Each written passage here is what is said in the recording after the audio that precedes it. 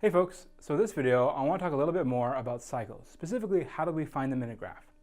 So we've already mentioned the idea of a cycle. The idea of a cycle is that I have basically a graph where somehow there's a way for me to basically just start at one point and get back to it, right? So it's like I have a graph like this,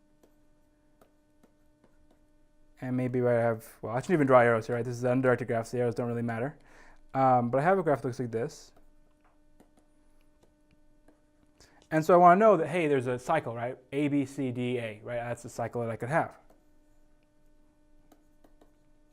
So a question we might want to ask is, does the graph contain a cycle, right? Does it have this sequence where it's like, well, I can go basically from A back to itself via some other nodes? So this is kind of maybe a common question to ask. Right now, it won't mean too much for us, but in the future, what happens is we'll have different algorithms that basically rely on the fact that there isn't a cycle in the graph. For now, it's not so useful because in an undirected graph, it's very common for you to have cycles, right? So if I have like this is technically a cycle, right?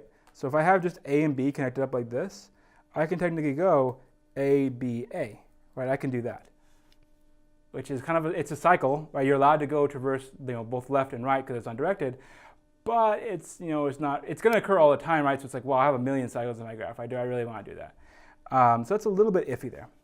But eventually we will need it because there'll be other algorithms where it's like, well, I need to know that it's not a cycle so that I don't get into an infinite loop. Because sometimes that happens. If you have an algorithm that's exploring a graph, well, you don't want to get caught exploring an infinite path because then it'll never return.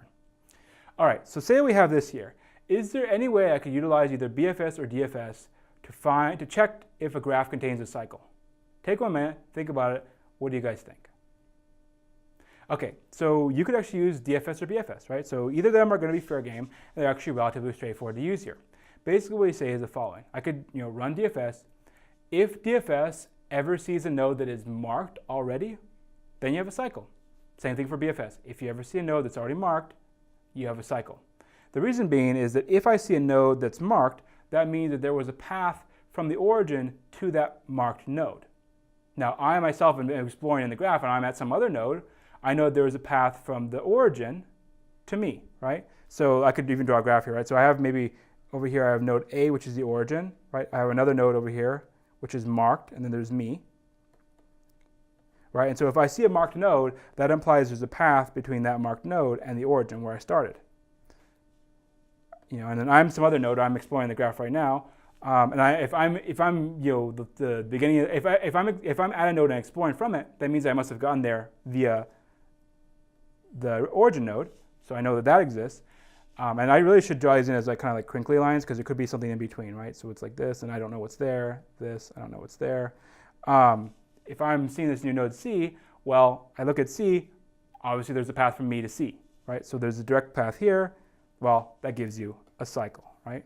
So if I ever see something that's marked, either BFS or DFS, that immediately applies in an undirected graph that there is a cycle there, right, between all those different nodes.